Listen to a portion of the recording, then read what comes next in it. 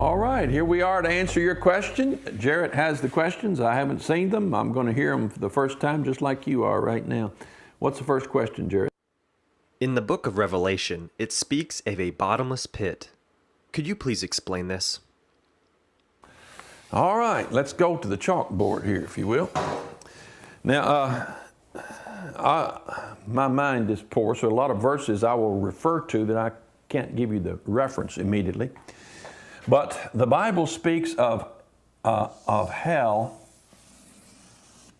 as down, like this, down. The Bible speaks of sinners as descending into the bottomless pit. It speaks of devils coming up out of the pit. All you need to do is get your concordance, look up pit, and you'll find all these verses. Now, the Bible speaks of the gates of hell, place of opening. And then it also speaks, in addition to the bottomless pit, it speaks of a lake of fire. And it speaks of outer darkness. So, in the book of Isaiah, it speaks of those who are on the sides of the pit, the damned. And then it speaks in the book of Luke, chapter 16, of the rich man dying and being buried, and he lifted up his eyes, being in torment. And he saw Abraham afar off and Lazarus in his bosom. And he said, Father Abraham, send Lazarus over to dip his finger in water and cool my tongue, for I'm tormented in this flame. And Abraham said, Son, between you and us. Abraham was in what's called Abraham's bosom, or paradise. And the rich man was in the pit, on the sides of the pit, in torment, in flames, in fire. Abraham on his side was not in flames or in fire. And so Abraham said, there's a great gulf that separates us. And those of us on this side, which would cross over to you, cannot. And those of you on that side cannot cross over. So he said, we are physically prevented from bringing any of our water over to the side where you are. Now, when the Bible said that when Christ died, he that ascended into heaven first descended into the lower parts of the earth. This is in Ephesians, maybe chapter 5. Descended into the lower parts of the earth. It said he led captivity captive and gave gifts unto men. And then it said many of the saints which slept in the earth were seen walking around on the earth during the time after Christ's resurrection, before his ascension into heaven. And then he took with him those that were raised, took with him into heaven, and they will come back with him at his second coming. Now, why is it a bottomless pit? It's a bottomless pit because if you have in space a donut, a planet that's a donut, an asteroid that's a donut, and another object is floating nearby, gravitational forces are going to pull the two together.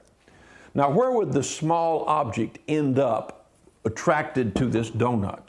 It would end up in the middle without touching the donut in the hole, because that's the center of the gravitational pull.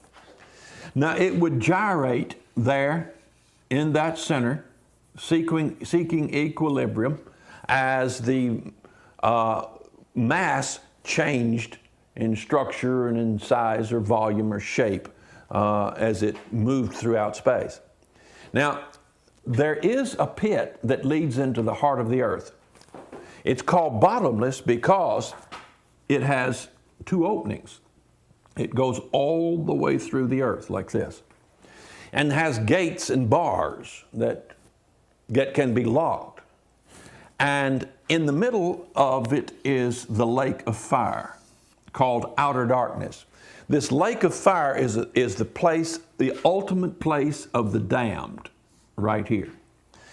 This is the federal prison. This is the local jailhouse prior to trial.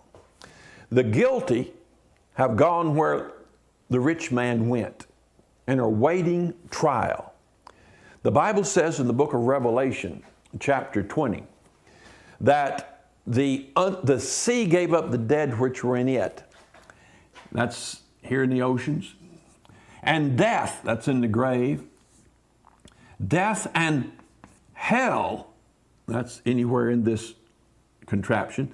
Death and hell gave up the dead which were in them. And they all stood before God and were judged, and the books were open, and another book was open, which is the book of life. And whosoever's name was not found written in the book of life was cast into the lake of fire. This is the second death, he said. So this rich man has not yet experienced the second death.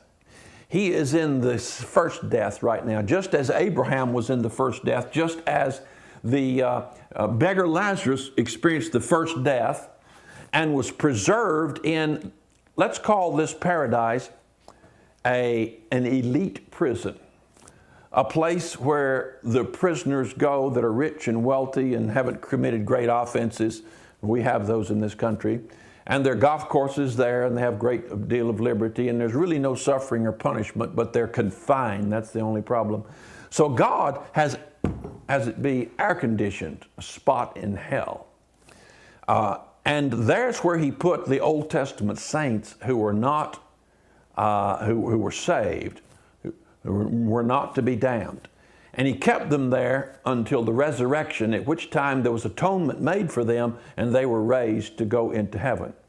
So paradise right now is empty.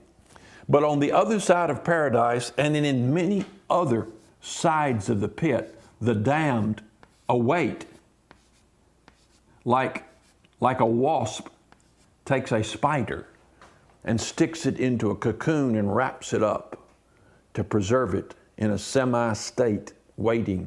So the damned are like in cocoons preserved on the sides of the pit, waiting for the day of judgment when they be resurrected. So if a soul, a body, or any substance is cast into this bottomless pit and goes all the way to the center, it won't hit bottom. There's no bottom to the pit. It reaches the center of the lake and continues to gyrate in a falling state, never reaching the bottom. So it's a pit with two openings is the only possibility. A pit with two openings on a round planet with gravitational pull pulling toward the center so that it never reaches a bottomless pit and a lake of fire. Now it's called outer darkness because this molten center doesn't have any oxygen, so it doesn't create light.